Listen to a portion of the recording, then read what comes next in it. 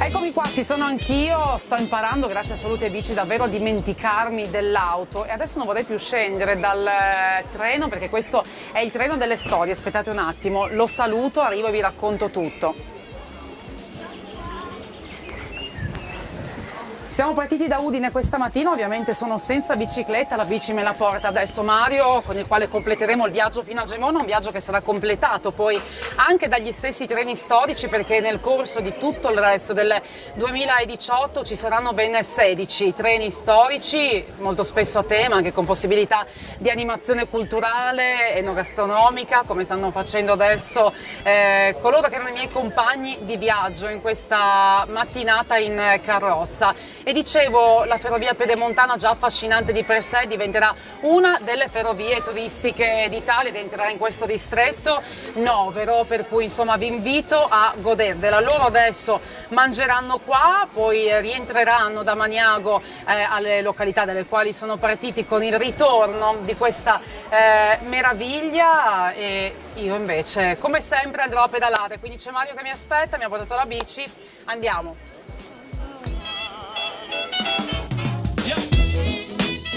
Vediamo se è arrivato Mario, eccolo qua, ciao. Eccomi, Mario, buongiorno. Ciao, ben arrivata. Grazie per le bici. Prego. Senti, bellissimo il treno storico, ti consiglio anzi alle diverse possibilità di farlo per tutta l'estate, grazie a Fondazione FS ci saranno, anzi per tutto il 2018, ancora tante possibilità di viaggiare in treno storico, ma questo lo farai poi, adesso si pedala. Va bene.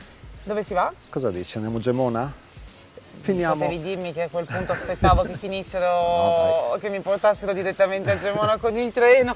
No, fidati, questa è una delle ciclabili più belle che abbiamo in Friuli, è il proseguo dell'FVG3, quella che abbiamo già fatto in un'altra puntata.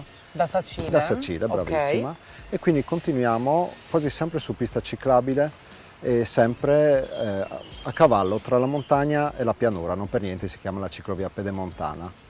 Quindi di fatto idealmente segue un po' quello che sarebbe il percorso poi del treno e esatto, quindi è arriveremo comodo, a Gemona. certo. Mi sembra un po' lunghetta però. È un po' lunga, sono 50 km, un po' di più, però relativamente pianeggiante, c'è qualche sali e scendi perché ci sono delle colline, però prevalentemente pianeggiante, come dicevo quasi sempre su pista ciclabile, asfaltata, quindi adatto anche alle famiglie, questo vale per la provincia di Pordenone. Poi in provincia di Udine, quindi diciamo da Pinzano, faremo la strada di Bottecchia. Ok. E lì mi pare che mi porterai a vedere i grifoni e poi arriviamo a Gemona, quindi in quel tratto lì ci sono meno ciclabili, però comunque strade non molto trafficate tramite ovviamente l'ultimo pezzo. Bello, bello, sono curiosa, andiamo, ci fermeremo a mangiare qualcosina, no? Ah, va si bene. Spera.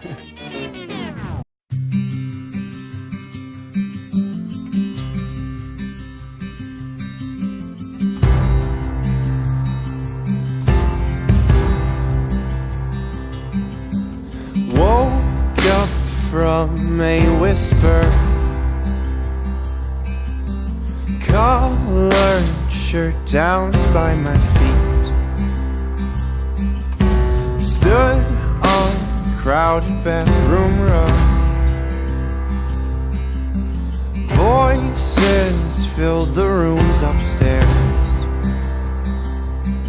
Our Ford was warm before we drove. Breakfast fresh on the stove. She walked out with the floral blouse. Back then, everyone was near.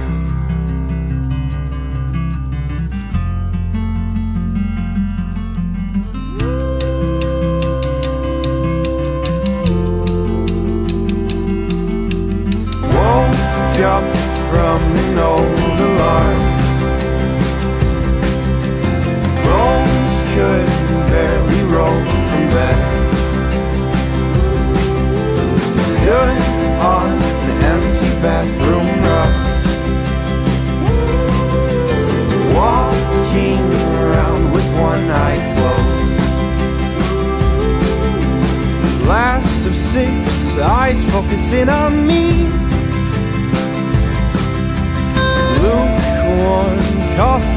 for the road. My car was cold till 59. It seems.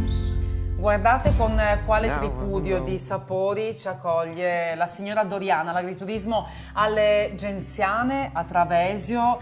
Questo però, perché abbiamo avuto modo un po' di chiacchierare già al nostro arrivo, è il punto d'arrivo e di un percorso di vita iniziato tanti anni fa, ma anche di un percorso produttivo. Noi siamo un'azienda agricola, principalmente siamo azienda agricola. Riusciamo ad alimentare i nostri animali con i nostri cereali che produciamo. Poi abbiamo avuto l'esigenza, diciamo, di fare multifunzionalità, ma perché? Perché avendo un allevamento piccolo non si faceva reddito. Di conseguenza abbiamo pensato bene di fare un laboratorio per la trasformazione dei nostri prodotti, cercando di fare qualità, cioè senza conservanti. Poi da lì, dal laboratorio, è nata l'esigenza di fare, diciamo, uno spaccio per far conoscere ulteriormente. Quello che avete giù a Travesio? Quello che abbiamo giù a Travesio. E lì abbiamo anche una degustazione, in maniera che chi arriva può tranquillamente prendersi un bel piatto di affettati o formaggi di altre aziende agricole del luogo, diciamo, no? E poi, siccome io sono amante della cucina, mi piace pastrocciare un po' in cucina, metterci un po' di fantasia, usare un po' di erbe. Ci gioco in cucina con le erbe e allora lì invento tante belle cose. Ho pensato bene di aprire anche un agriturismo e qui ci sono 4 camere. Vi dico la verità, noi eravamo innamorati del nostro lavoro. È come quando sei innamorata che fai tutto senza fatica, vai avanti anche se viene avanti che non so quante difficoltà, sempre avanti e siamo riusciti ad avere questi risultati. Infatti, ripeto, qua arriva gente da ogni luogo e io sono veramente orgogliosa perché arrivano dall'Austria. Anche in bicicletta? Anche in bicicletta, arrivano Bellissimo. Gli olandesi, ci ha contattato qualche anno fa un'agenzia olandese di bici, di ciclotour chiamiamolo, e ci hanno chiesto se volevamo entrare in questo loro progetto e abbiamo detto proviamo. E vedo che ormai sono già 4-5 anni, ci mandano sempre dei clienti, e vedo che sono soddisfatti, lasciano belle anche recensioni. Qui possono scoprire la Valcosa, sentire gli uccellini che cantano, qui c'è uno una pace. spettacolo, una pace pazzesca. Degustare i vostri prodotti, dormire o qua o sopra la latteria, giusto? Perché Certo, avete anche lì abbiamo 3 possibilità. piccoli appartamenti, sì. Loro pensano a tutto, dovete solo venire a trovarli a questo Ma punto. certo. Pedalare un attimino anche in salita fa appetito e si consuma qualche caloria. Perfetto, hai È stato un ragione. piacere. E io li aspetto col cuore aperto.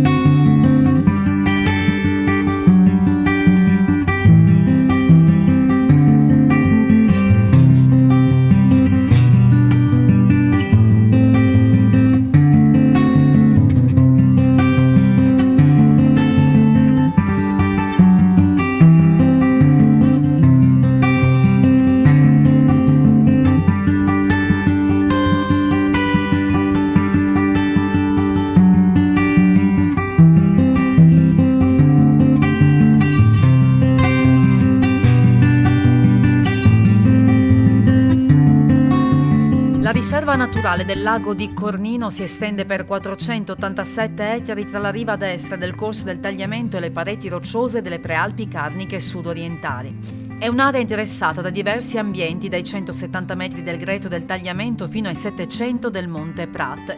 Interessante la presenza di specie arboree al limite del loro areale grazie alla particolare esposizione a sud del versante di montagna. Il leccio, quercia sempreverde tipica delle zone costiere e di latitudini più meridionali, ne è la testimonianza. L'animale simbolo di questa riserva è il grifone, rapace dalla grande apertura alare molto simile all'avvoltoio, oggetto di un progetto di reintroduzione della specie nelle Alpi. Oltre a questo rapace, la riserva è attrezzata per ospitarne altri ed è anche un'area importante per la sosta delle specie migratorie. Anche la presenza di rettili come la vipera dal corno, l'orbettino e di anfibi come la salamandra pezzata, il rospo smeraldino ne fanno un'area molto interessante.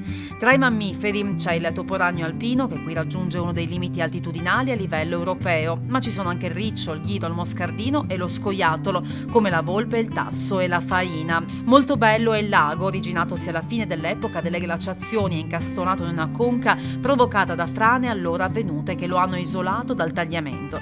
Il ricambio d'acqua costante avviene ora attraverso un complicato reticolo idrico sotterraneo. L'acqua, dal colore smeraldino magnifico, ha la caratteristica di mantenere una temperatura costante tra i 9 e gli 11 gradi in ogni periodo dell'anno.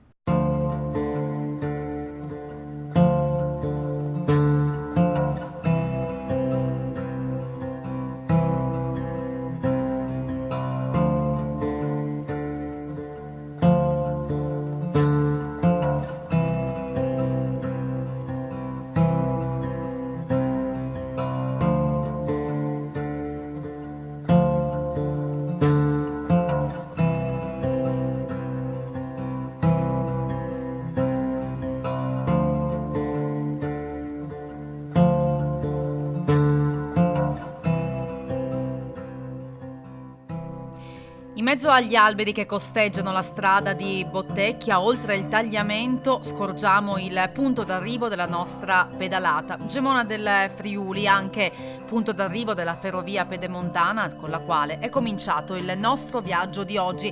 Ferrovia che per tutto il 2018 sarà animata dal fascino dei treni storici. Alla prossima, saluti e bici!